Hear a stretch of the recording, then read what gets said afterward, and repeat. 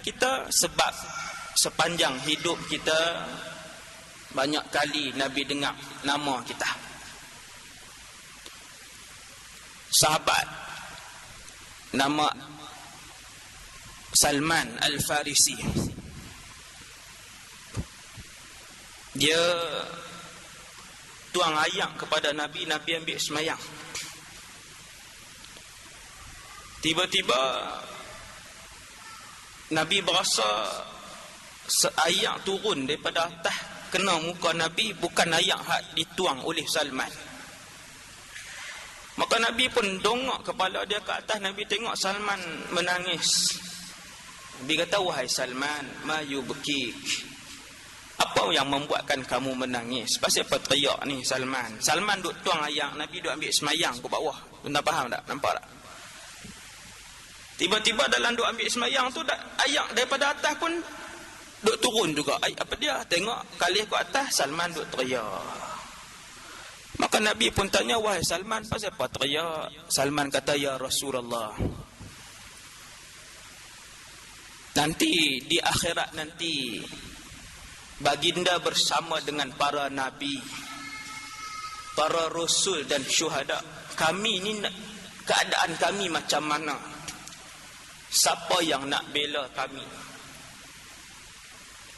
Maka Nabi SAW kata, wahai Salman, aku akan ada di 3 tempat. Kamu akan mendapati aku fi thalathi mawadhi'. Nabi kata 3 tempat. Yang pertamanya ketika mana ditimbang amalan. Dan yang keduanya ketika mana kamu meniti titian sirat, kamu akan tengok muka aku, wahai Salman. Dan ada satu lagi keadaan yang ketiga, saya tak ingat. Jadi bila timbang amalan kita, Nabi duduk depan sekali. Nabi kenal ke kita? Itu persoalan dia. Nabi kenal ke? Kalau Nabi kenal rapat dengan kita, nama kita tidak asing kepada telinga Nabi SAW, maka ketika itu barangkali peluang yang cukup besar untuk kita dapat syafaat daripada Nabi SAW. Muslimin yang dirahmati Allah sekalian, kita menggunakan kitab Ar-Rahiqul Makhtum.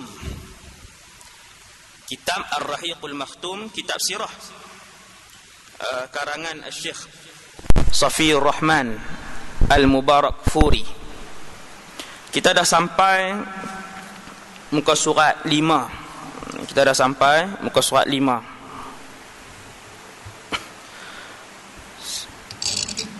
Saya baca dengan tuan-tuan 2 bulan yang lalu, kemudian kita berhenti. 3 bulan yang lalu, kemudian kita berhenti. Tuan-tuan sekalian, 3 bulan yang lalu kitab ni bercakap tentang keadaan Mekah. Sebab bila berbahas tentang sirah, maka dia berkaitan dengan Rasulullah dan tempat yang Nabi diutuskan. Antara perkara yang berkaitan. Siapa Rasulullah? Nanti kita akan dalami. Di mana Nabi dihantar? Nabi dihantar ke sebuah negeri, nama dia Makkah, ataupun dalam Quran sebut Bakkah. Inna awwala baitin wudi'a linnas lilladhi bi Bakkah. Allah sebut Bakkah. Tuan cari dalam Quran. Mekah Allah yang pilih untuk hantar Nabi kita. Kenapa? 3 bulan lepas kita dah sebutnya. Kita dah sebut dah. Rupanya Mekah ini tempat Nabi Ibrahim alaihi salam hantar isteri kedua dia, Sayyidatuna Hajar, dan juga anak sulungnya Ismail. Di Mekah rupanya di situ. Pasal apa Nabi diutuskan di Mekah? Sebab Nabi Ibrahim dulu antara orang pertama yang pi pugang Mekah. Bahasa mudah aja macam tu. Pugang Mekah Nabi Ibrahim dengan Nabi Ismail. Tak ada makhluk di situ. Tidak ada makhluk. Sebab Mekah tak ada ayam, sebab Mekah kurang pokok, sebab Mekah tak ada binatang buas sekalipun, kata ulama-ulama. Nak makan apa? Duduk di Mekah.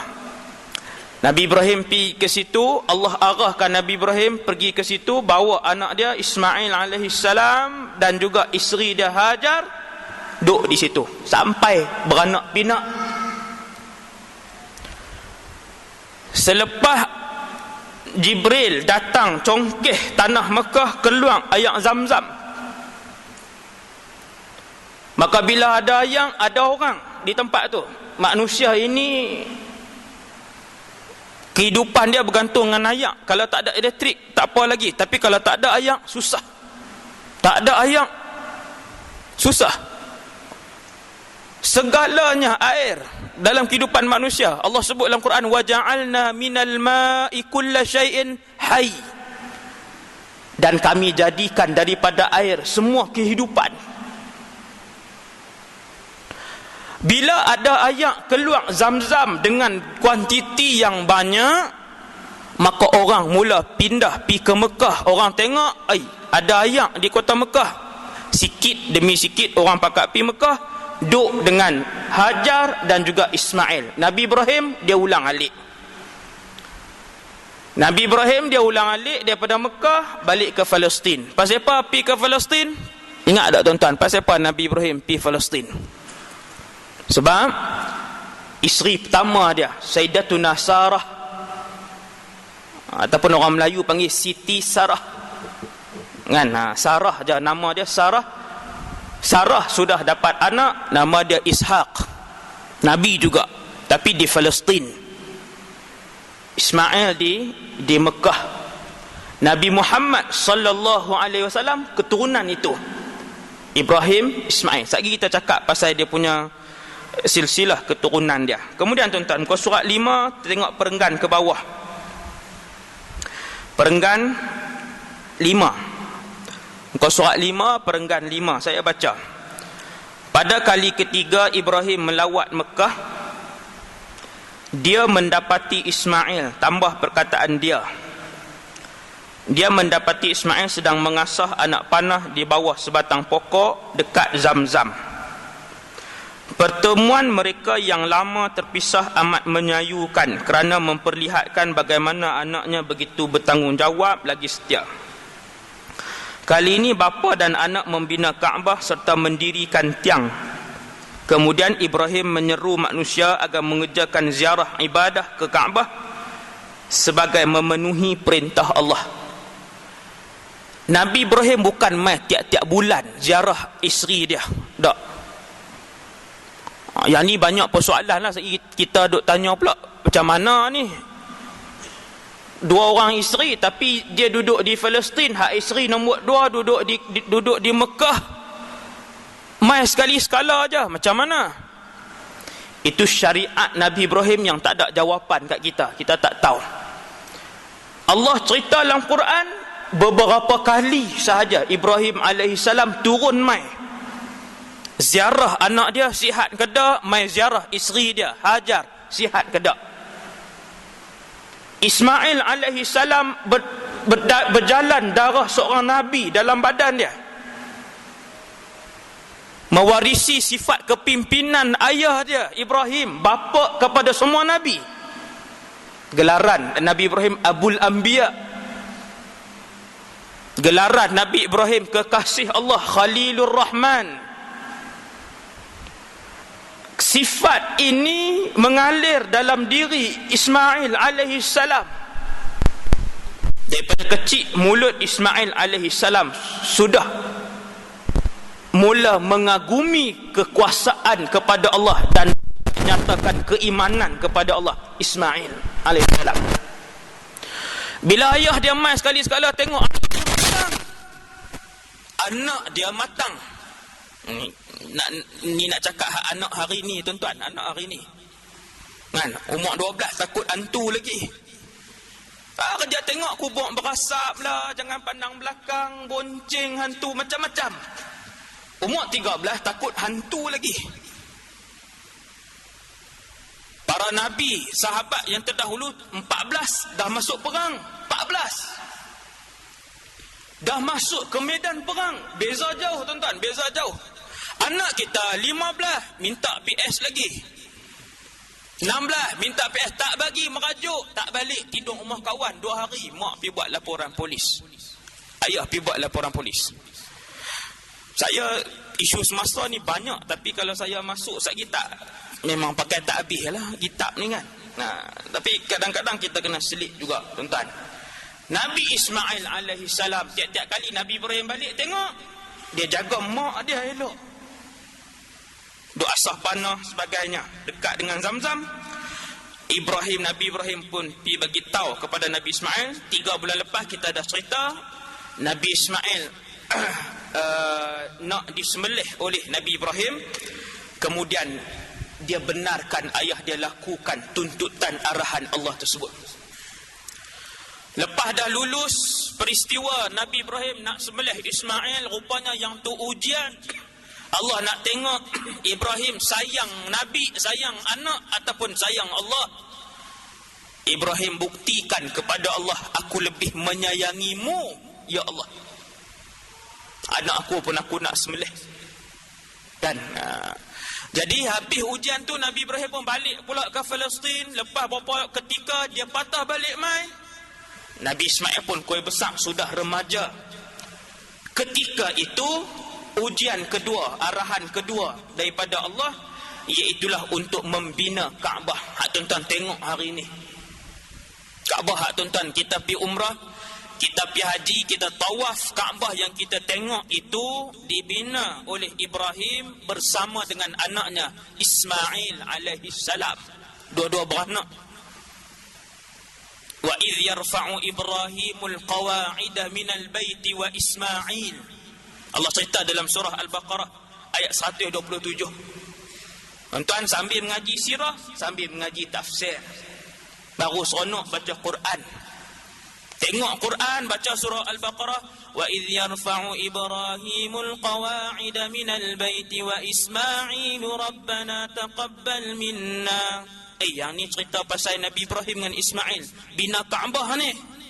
Seronok dah baca Quran, seronok.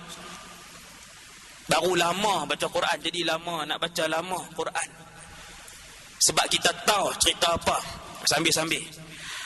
Bila Nabi Ibrahim kata, wahai anakku, mau tak tolong aku bina Kaabah? Kalau nak sembelih pun Nabi Ismail mau, apatah lagi untuk bina Kaabah. Maka tolonglah Nabi Ismail alaihissalam, tolong bina Kaabah. Buat dua-dua orang. Kemudian habis bina Kaabah, mereka pun berdoa dengan doa yang panjang. Tuan-tuan balik tengok surah Baqarah 127 sampai 129. Setelah selesai dua-dua beranak ni bina satu Kaabah yang wallahu a'lam bentuk asal dia macam mana. Yang tuan-tuan tengok Kaabah hari ini, Kaabah itu telah berlaku 12 kali. Orang panggil apa, ada istilah dia perbaik apa semua ni, decoration ke apa. Dah 12 kali dah. Banjir bina balik, reban bina balik, terbakar bina balik, dah 12 kali. Hak tuan-tuan tengok hari ni. Bentuk asal hak Nabi Ibrahim bina dulu dengan Nabi Ismail, wallahu a'lam.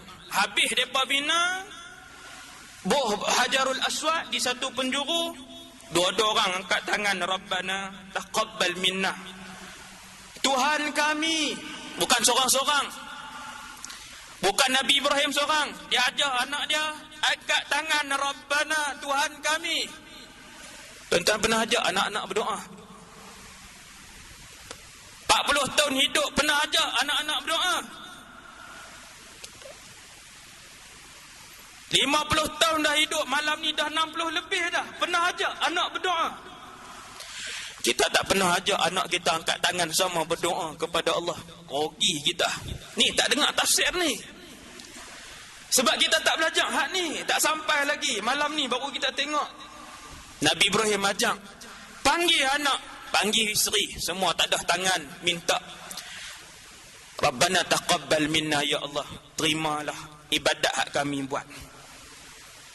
Terimalah ibadat yang kami buat. Tuan-tuan nak tengok doa Nabi Ibrahim minta dengan anak dia. Buka surah Ibrahim ayat 35 sampai ayat 37. Ada 6-7 benda hak depa minta sekali. Buka surah Ibrahim ayat 35 ayat 37, ada 6-7 benda yang didoakan oleh Ibrahim, diaminkan oleh Ismail alaihissalam. Dua-dua beranak. Ya Allah, terimalah amal ibadat kami. Ya Allah, berkati ibadat kami. Nombor 2. Ya Allah, hidupkan kami dalam Islam. Pernah kita minta dengan anak kita, hidupkan kami ya Allah dalam Islam. Ucapan kami, ucapan Islam. Hati kami, hati iman. Makan kami kerana Allah. Pernah minta? Tak pernah minta. Nabi Ibrahim ajak saya, ajak kita semua minta dengan Allah. Suruh anak angkat tangan, suruh isteri angkat tangan. Tengok surah Ibrahim, 5-6 benda mereka minta sekali lepas bina Kaabah. Yang ketiganya, ya Allah, matikan kami dalam Islam. Besar tak tuan-tuan? Besar. Mati dalam Islam ni cukup besar. Kalau mati dalam keadaan bukan Islam, neraka selama-lamanya. Tuan-tuan boleh bayang tak dengan akal kita? Neraka selama-lamanya.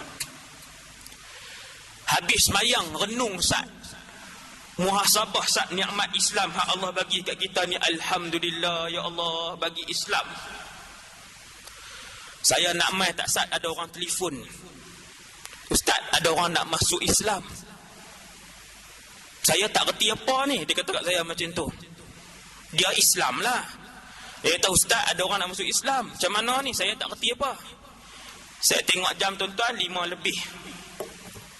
5 lebih duk bersiap nak mai sini. Takkan nak kata tak boleh mai pula. Jadi saya jadi tak sat. Jadi dalam agama kita, kalau ada orang nak masuk Islam, sanggup. Kita kata esok lah, berdosa. Orang kata esok tu berdosa. Tapi saya tak sat. Jadi kalau saya pergi tak sat, tak ada lah kamu.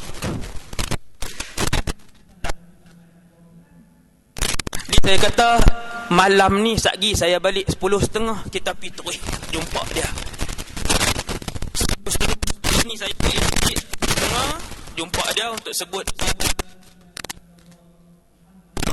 Allah, selamat daripada Allah selama-lamanya. Tengok tuan-tuan kenal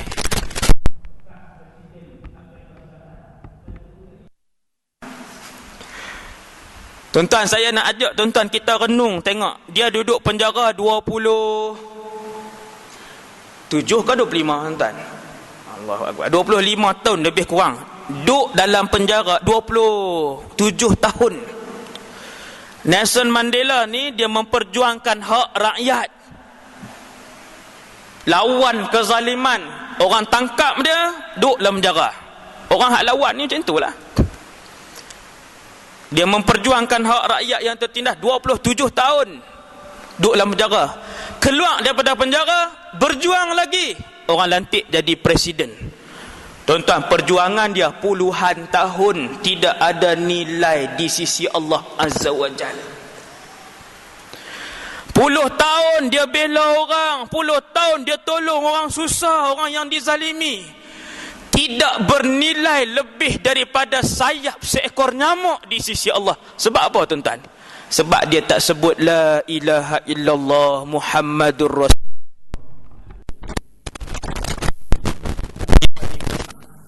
Sangat besar nikmat Islam. Saya tajuk apa tak tahu tak sat. Kemudian dia kena ada seorang angkat.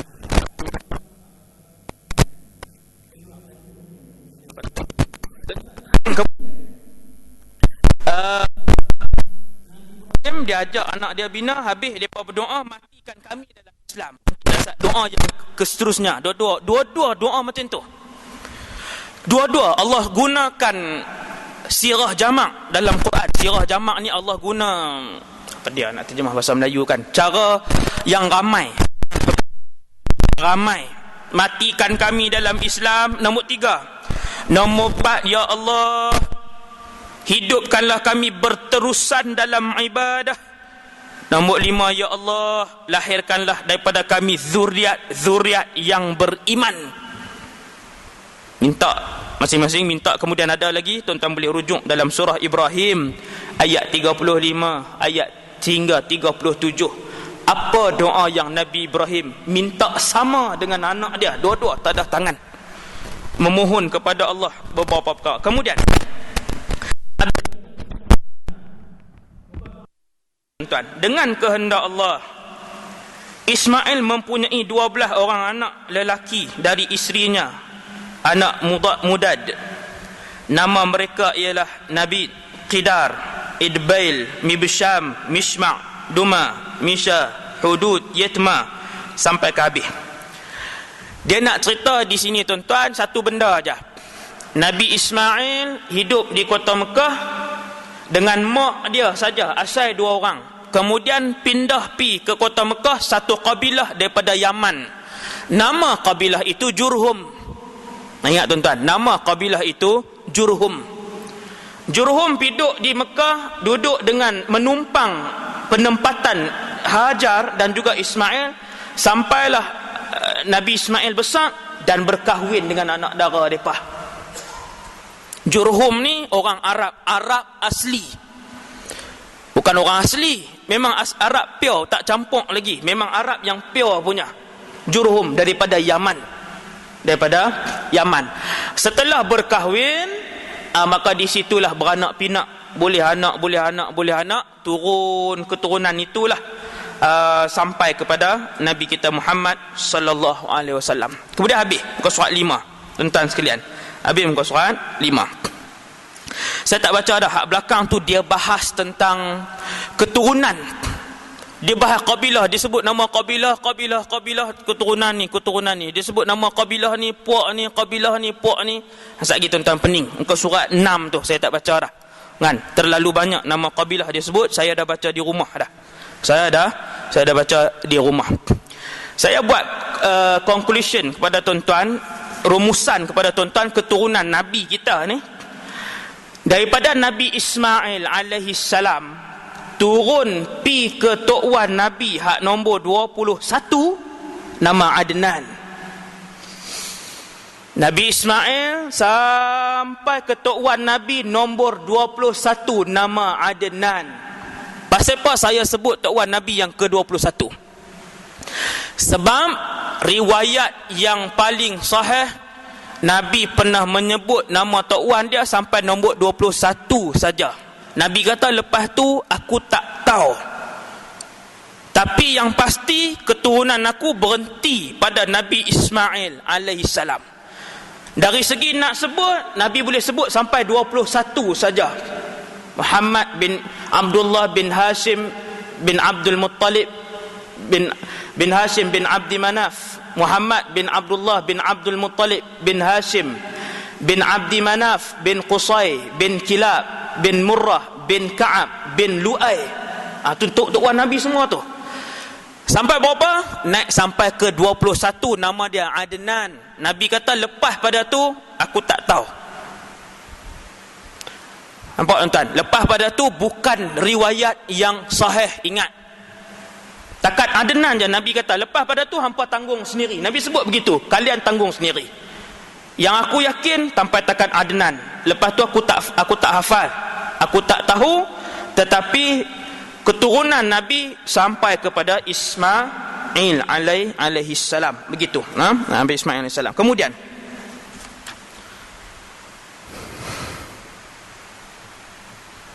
tuan-tuan buka muka surat seterusnya.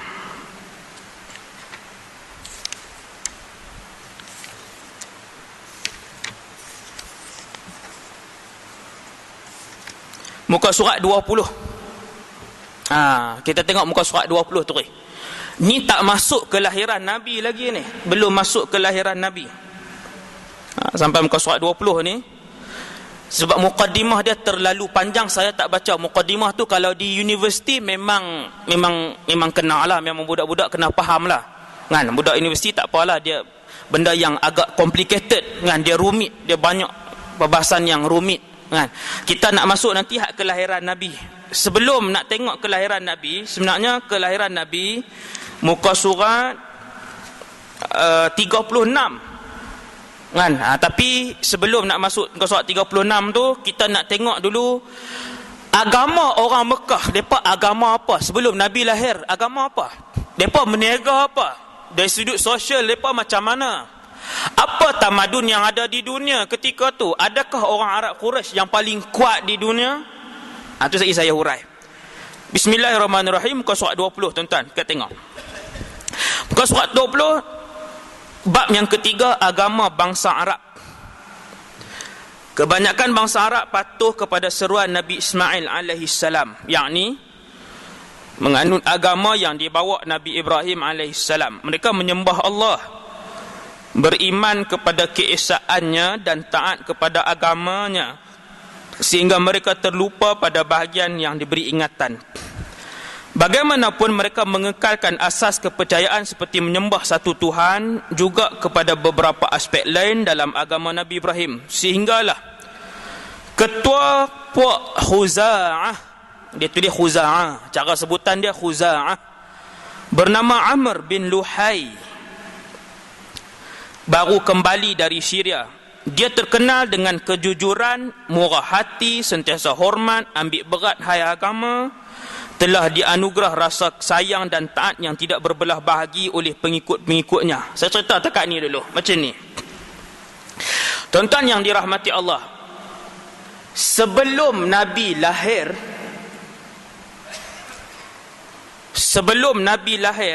ada satu zaman di kota Mekah ni, zaman Tok Wan Nabi, Tok Wan Nabi yang bernama Ka'ab, Tok Wan Nabi yang bernama Murrah. Zaman tu atas daripada zaman itu sampai sebelumnya, orang Arab di semenanjung tanah Arab, khususnya di Mekah, mereka mengamalkan agama ataupun syariat Nabi Ibrahim dan juga Nabi Ismail. Maksudnya ada berhala dah ustaz waktu tu? Tak ada berhala lagi. Ni saya nak cerita berhala ni main mana. Selepas Nabi Ismail, anak-anak dia apa semua ikut syariat Nabi Ismail, sampailah Tok Wan Nabi dan ikut syariat Nabi Ismail. Bukan Tok Wan Nabi Abdul Muttalib, Tok Wan Nabi hak atas. Sempat ikut lagi syariat Nabi Ismail alaihi salam. Ada semayang, ada haji.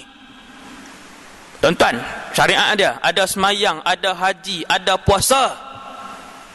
Sama. Syariat Nabi Ismail, Nabi Ibrahim ada puasa, syariat Nabi Ismail, Nabi Ibrahim ada salat, syariat Nabi Ibrahim, Nabi Ismail ada haji. Orang Arab di semenanjung tanah Arab atas agama itu. Sampailah satu hari, ini cerita ni dalam semua kitab sirah disebutkan. Ada seorang jutawan, nama dia Amr bin Luhai. Ya, 20 ke 20. Seorang jutawan Mekah, nama dia Amr bin Luhai. Tuan-tuan, jutawan ini baik. Dia jutawan, dalam masa yang sama dia baik dengan orang. Susah ke senang nak cari jutawan hak pemurah ni tuan-tuan? Secara jujur nak cari jutawan hak pemurah di Malaysia ni susah ke senang? Susahlah. Apa bukti dia ustaz? Cakap saja ni betul ke? Hak tu cerita dia panjang pula lagi. Tuan-tuan tahu bila zakat yang tidak dibayar berapa ratus juta di Malaysia ni yang tidak dibayar? Ratus juta. Siapa yang tak bayar zakat ni? Bukan orang miskin. Orang miskin nak bayar zakat mana tuan-tuan? Jadi nak jumpa satu orang kaya yang dermawan, baik dengan orang, tak bongkak, tawaduk dengan orang, susah. Amr bin Luhai, dia satu orang jutawan yang baik dengan semua orang miskin.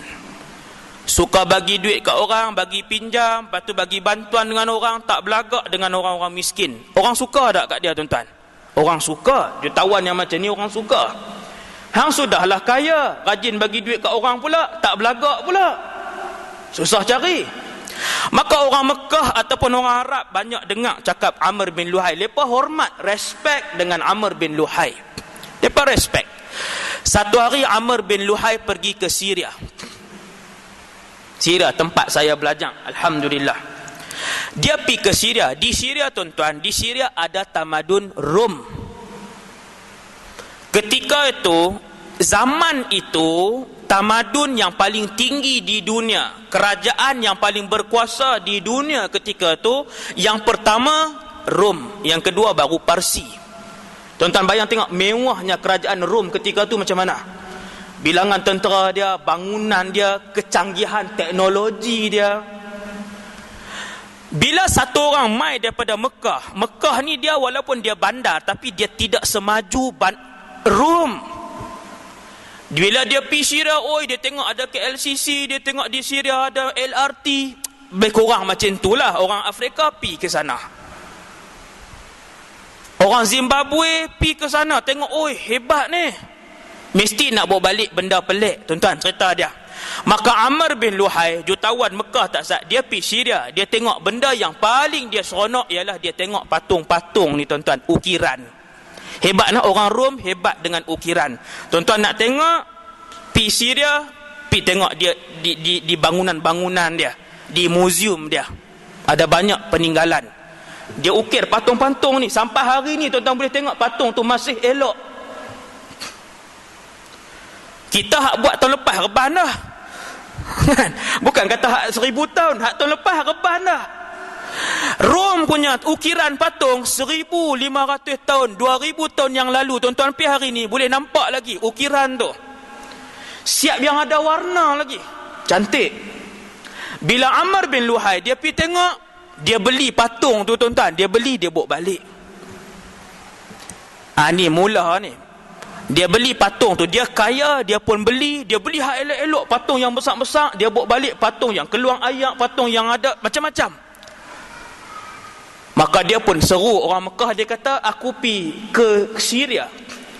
Masyarakat sana, agama Nasrani di sana, mereka sembah benda ni lah.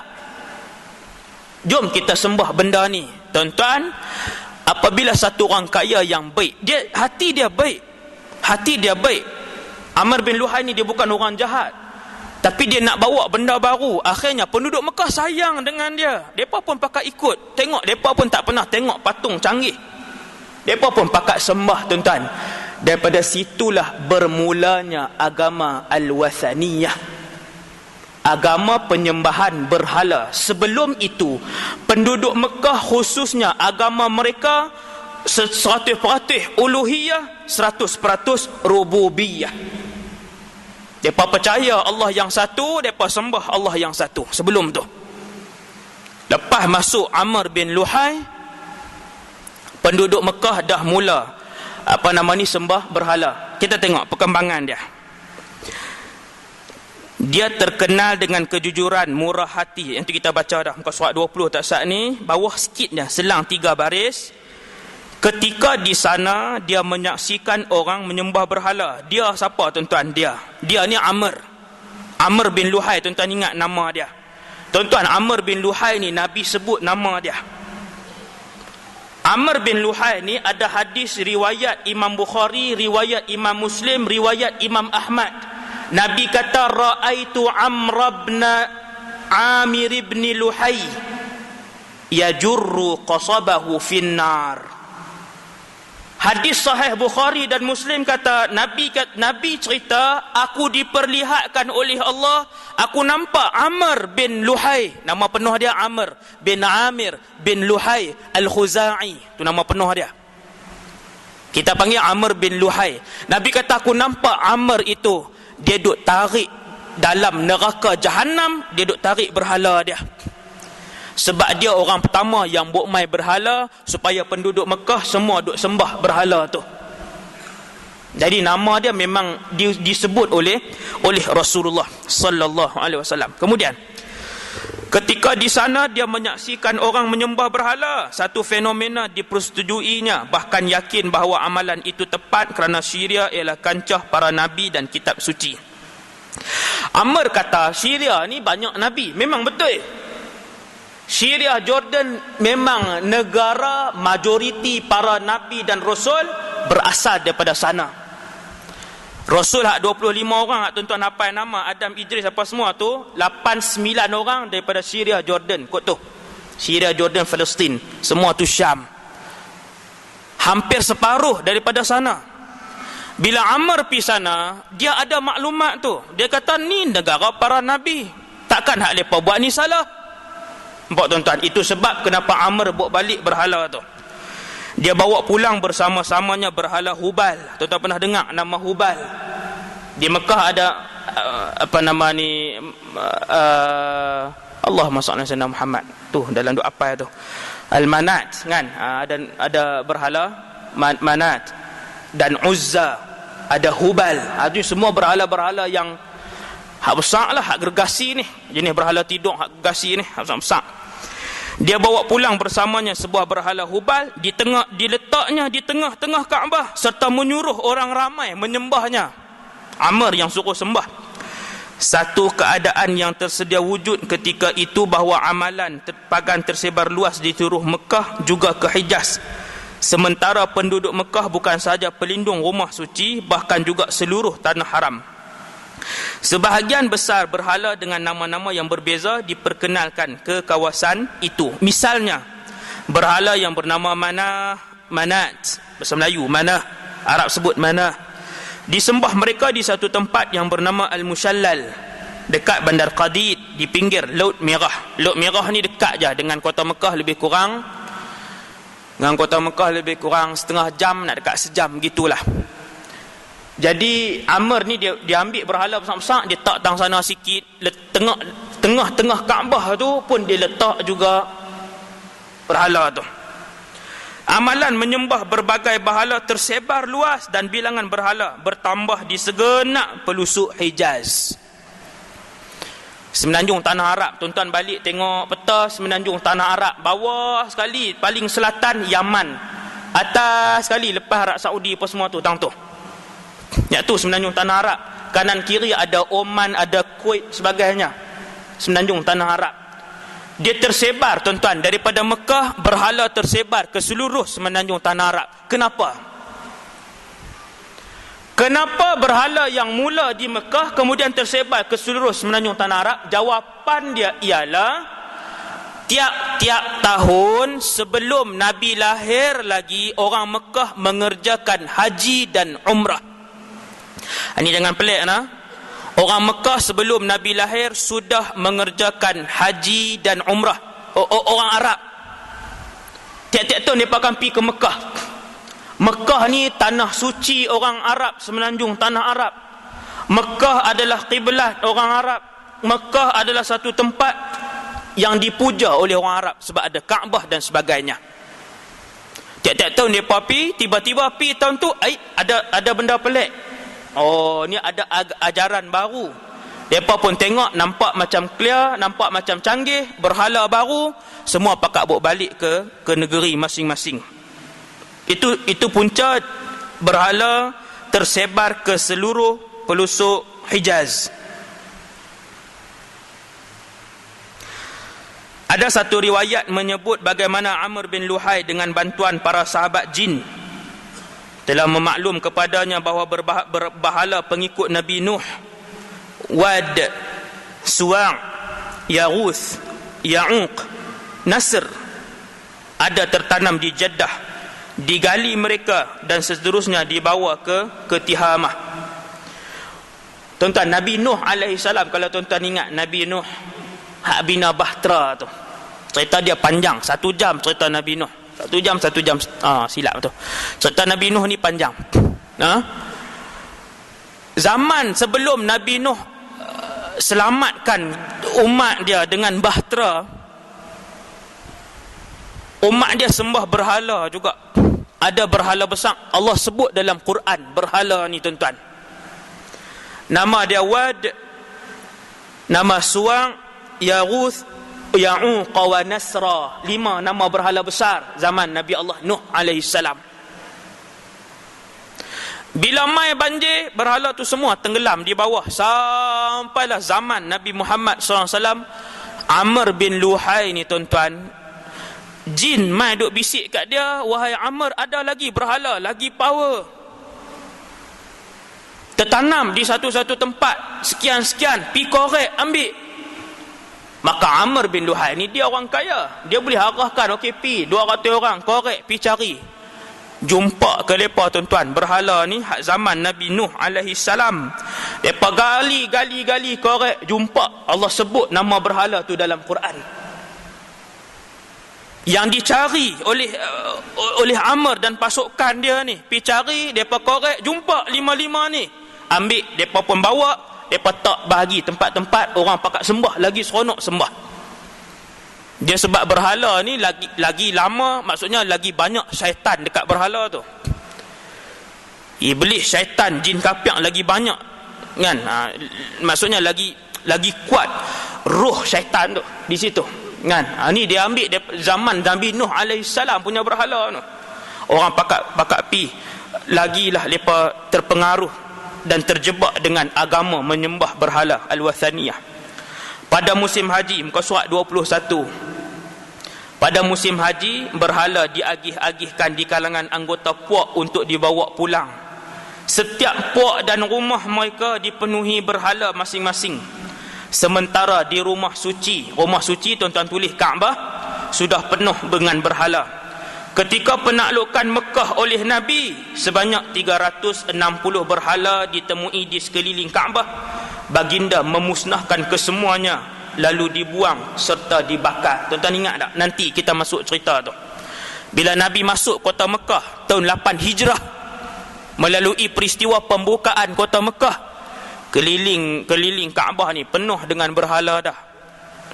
Waktu Nabi lahir pun tuan-tuan, di Kaabah tu dah ada berhala waktu Nabi lahir. Sebab Amr bin Luhai zaman sebelum kelahiran Nabi, dia dah letak dah waktu tu, dia dah mula letak. Bukan itu sahaja, bila orang Arab mai buat haji di kota Mekah, Amr bin Luhai ni tuan-tuan yang dirahmati Allah sekalian, dia bagi pula berhala, nah bawa balik. Hampa kabilah mana? Kabilah sekian, ambil berhala ni bawa balik, pi sembah di sana. Oh, cukup besar lah dosa dia tuan-tuan, sangat besar dosa dia kan. Berganda-ganda dosa dia. Kemudian kita tengok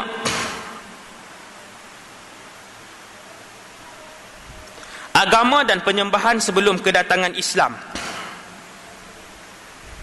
Amalan menyembah banyak Tuhan serta berhala menjadi ciri utama agama orang Arab sebelum Islam, sekalipun dikatakan mereka mengamal nama agama Nabi Ibrahim. Tradisi dan upacara penyembahan berhala kebanyakan dicipta oleh Amr bin Luhai, serta dianggap sesuai sebagai inovasi yang baik, bukan terpesong dari ajaran agama Nabi Ibrahim.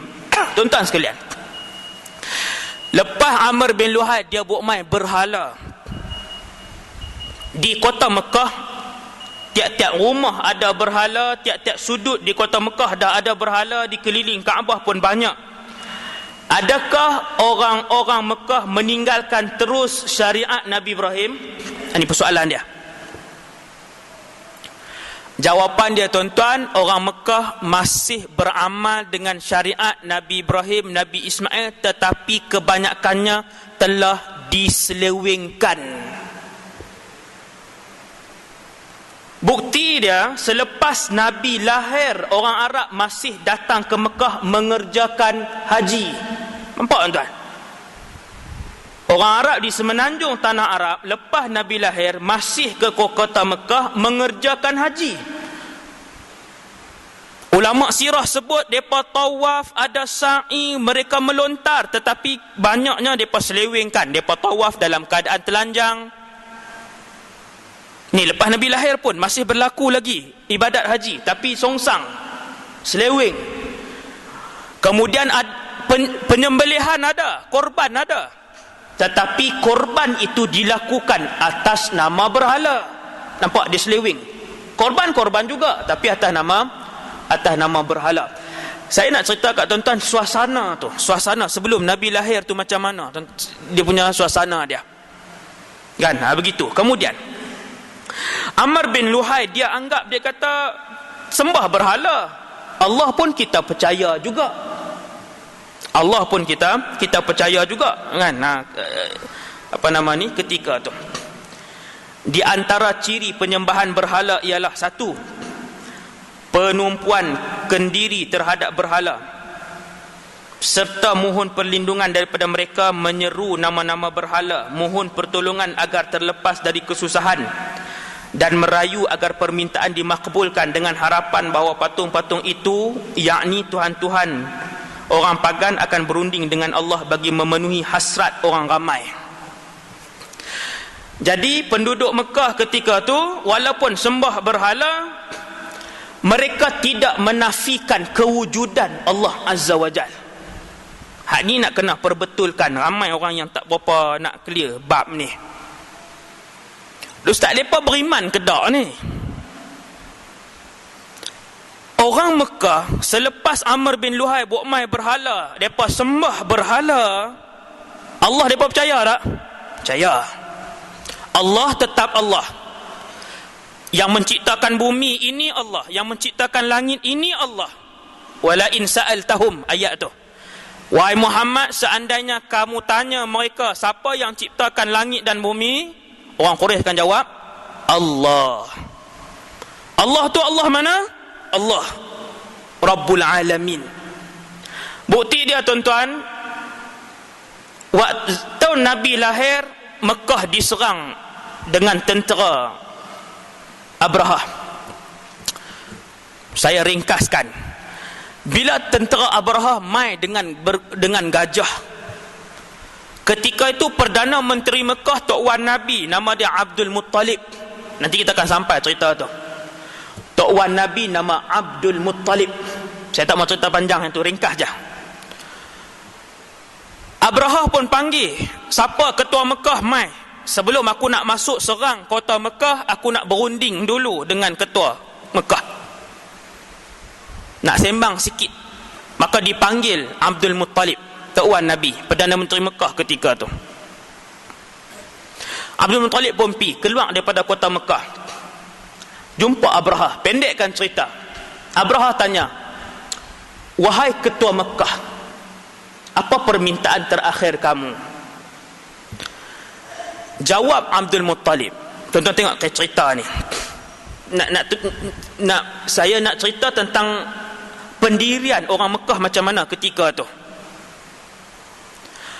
Apabila Abrahah tanya, wahai Abdul Muttalib, ketua penduduk Mekah, hang nak apa permintaan terakhir? Maka jawab Abdul Muttalib, yang dah tahu saat lagi Abrahah nak serang Kaabah, nak robohkan Kaabah. Dia kata, wahai Abrahah, aku nak kamu kembalikan 200 ekor unta yang kamu ambil milik aku. Tuan-tuan, Abrahah waktu dia mai tak sah, dia ambil semua unta-unta orang Mekah ni, dia rampas. Antara unta yang dia rampas 200 ekor milik Abdul Muttalib. Abdul Muttalib tahu. Maka Abdul Muttalib kata, buat mai balik 200 ekor unta tu, yang tu je. Maka ketika tu Abrahah pun dia terbangun. Dia kata, wahai Abdul Muttalib, aku tengok kamu seorang pemimpin yang hebat. Dengan rupa parah kamu, dengan kepimpinan kamu, dengan gah tubuh badan kamu. Abdul Muttalib ni, dia mewarisi tubuh badan Tok Wan dia, Ismail AS, Tok Wan hak atas. Segak tuan-tuan, dengan segak, dengan tampan tubuh badan tegap. Orang tengok pun nampak gah. Sebab tu Abrahah bila Abdul Muttalib masuk, berdiri Abrahah. Dia kata, aku nak mai robah Kaabah, takkan permintaan terakhir kamu unta 200 ekor? Maka jawab Abdul Muttalib ketika tu, tengok apa dia jawab.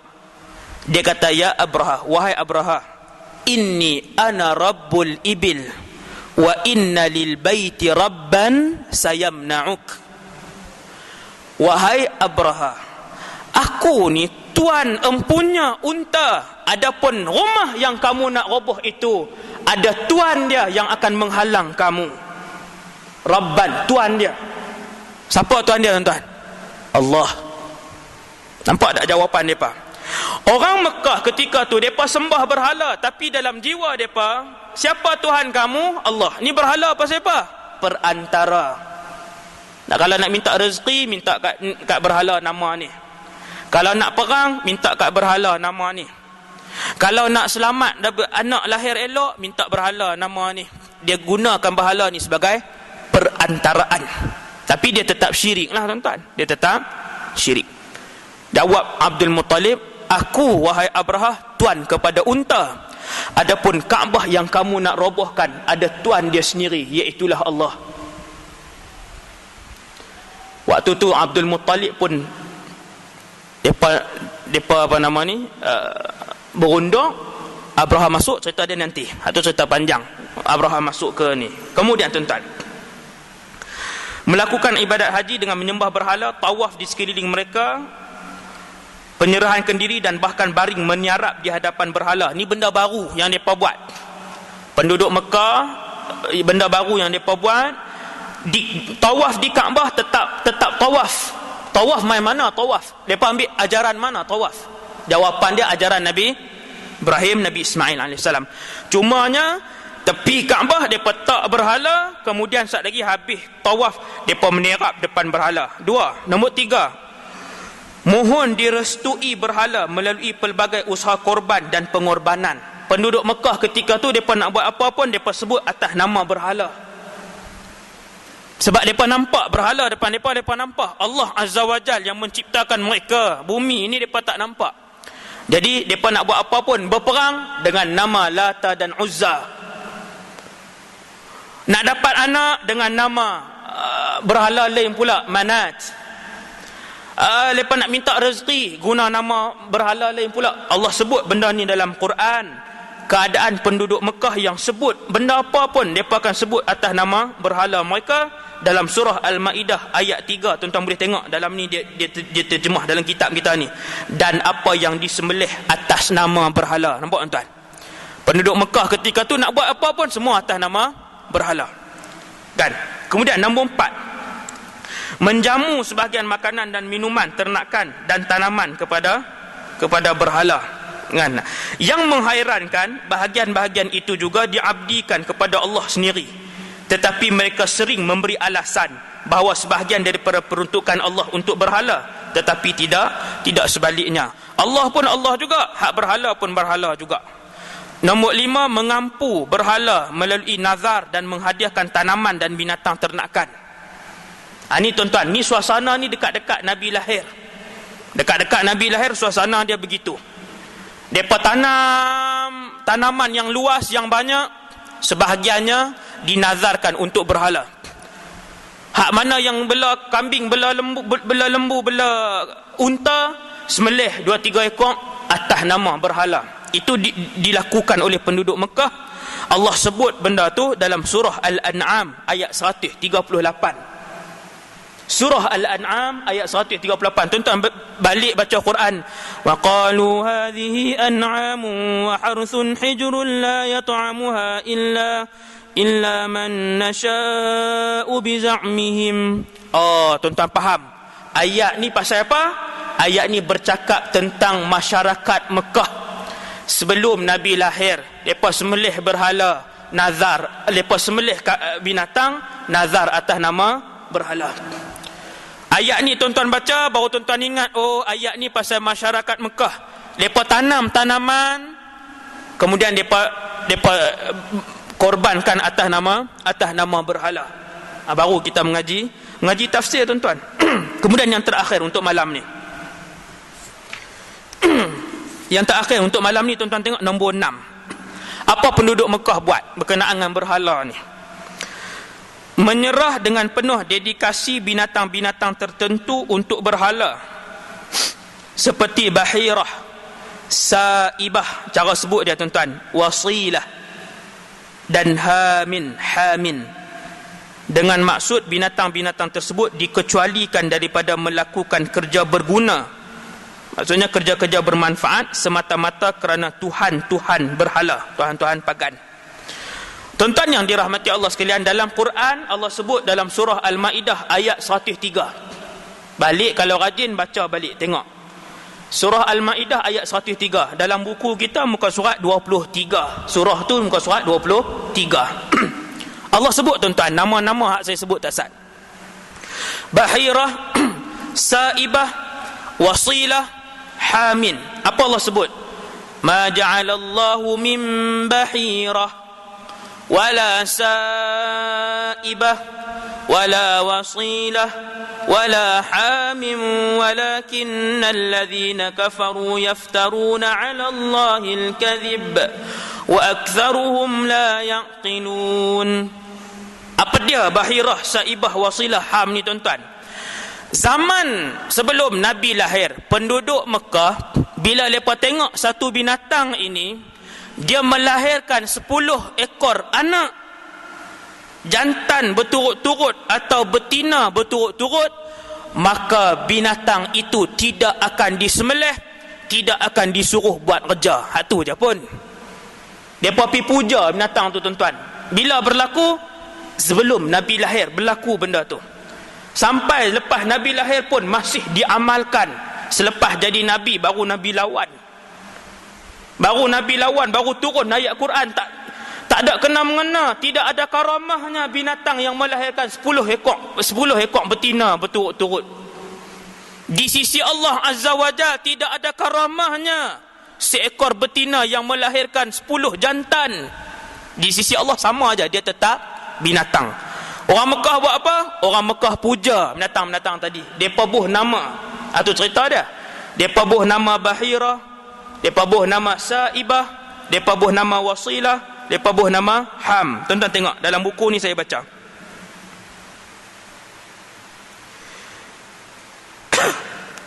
Bahirah dikatakan oleh sejarawan Ibnu Ishaq anak perempuan Saibah, iaitu seekor unta betina yang melahirkan sebanyak 10 ekor anak betina berturut-turut. Bila dia lahirkan anak betina, lepas ekor dia lahirkan anak betina lagi, kemudian anak betina lagi, sampai 10 ekor, maka orang Mekah pun, masyarakat ketika tu puja binatang tu. Mereka buh nama Saibah, tanpa seekor jantan pun, dan unta betina itu dibebaskan serta dilarang mengikat. Mereka punya puja unta tak sah ni, siapa pun jangan kacau dia, biar dia bebas dalam kota Mekah. Dia nak pergi mana pun pergilah, jangan siapa sembelih dan jangan siapa ikat unta tu untuk buat kerja-kerja, membawa bebanan atau memotong bulunya untuk dijadikan bulu benang atau memerah susunya. Demikian dikenakan kepada semua anak-anak betina yang diberi nama Bahirah setelah telinga mereka dikelar. Wasilah pula ialah biri-biri betina, juga beranak anak betina 10 ekor berturut-turut selama 5 kali bunting. Sebarang anak biri-biri baru lahir oleh Wasilah diserah kepada orang lelaki. Hami pula, Hamin dalam Quran disebut Hamin, seekor unta jantan yang melahirkan 10 ekor anak betina, dan larangannya sama. Tuan-tuan tengok dalam ayat Quran tu ada perkataan Hamin. Hamin ni apa dia? Hamin ni dia unta jantan, tetapi dia telah bagi bunting, membuntingkan. Dia telah membuntingkan 10 ekor unta lain. Maka lepas tu dia diberi gelaran Hamin. Mana-mana unta jantan pada zaman kesesatan tu, sebelum Nabi lahir tu, yang membuntingkan 10 ekor betina lain, maka dia akan diberi gelaran Hamin. Unta tu diberi gelaran Hamin. Mereka pakat puja dia. Mereka tak sembelih dia, tak bagi dia bawa barang yang berat atas dia sebagainya, dan tak boleh diikat dia. Maka benda itu dilarang oleh Allah selepas kedatangan Nabi sallallahu alaihi wasallam. Allah Taala kata benda tu tak ada nilai di sisi Allah, akan tetapi orang-orang kafir sentiasa mengadakan perkara dusta kepada Allah, dan kebanyakan mereka tidak menggunakan akal fikirannya. Okey, selesai tuan-tuan. Saya rasa sekadar tu dulu insya-Allah. Lepas ni dia akan masuk satu tajuk lagi, iaitu muka surat 30. Lepas ni terus masuk muka surat 30, iaitu perihal masyarakat Arab sebelum Islam. Tuan-tuan akan dengar cerita keadaan sosial orang Arab waktu tu macam mana. Mereka mencuri kah? Mereka bunuh anak perempuan kah? Berlaku zina kah waktu tu? Apa kelebihan orang Arab waktu tu? Kenapa Allah pilih mereka kalau mereka adalah bangsa yang paling rosak? Betul ke Arab ketika tu adalah bangsa yang paling rosak dalam dunia ni? Tamadun lain, Rom, Parsi, Greek, India, 4 tamadun besar ketika tu. Kenapa Allah tak pilih Rom? Dia dah ada teknologi yang tinggi. Benda tu kita akan hurai dalam kuliah akan datang. Tuan-tuan, kita akan tengok macam mana kehidupan orang Arab ketika tu dari sudut sosial. Yang baik daripada Allah, yang lemah dan kurang di saya sendiri. Aqulu qali hadza astaghfirullahal azim li wa lakum. Kita tangguh dengan tasbih kafarah dan suratul Asr. Subhanallah. Asyhadu an la ilaha illallah. Bismillahirrahmanirrahim. Alhamdulillahi rabbil alamin. Wassalatu wassalam ala asyrafil anbiya'i wal mursalin wa ala alihi wa sahbihi ajma'in. Allahumma 'allimna ma yanfa'una ya Allah, ajarkanlah ilmu yang bermanfaat pada kami. Wanfa'na bima 'allamtana ya Allah, manfaatkanlah ilmu yang kau curahkan pada kami. Wazidna ilman wa amalan wa ikhlasan fi hayatina. Tambahkanlah pada kami ya Allah ilmu, amal ibadah dan keikhlasan dalam kehidupan kami. Wassallallahu ala sayyidina Muhammad wa ala alihi wa sahbihi wasallam. Walhamdulillahi rabbil alamin. Assalamualaikum warahmatullahi wabarakatuh.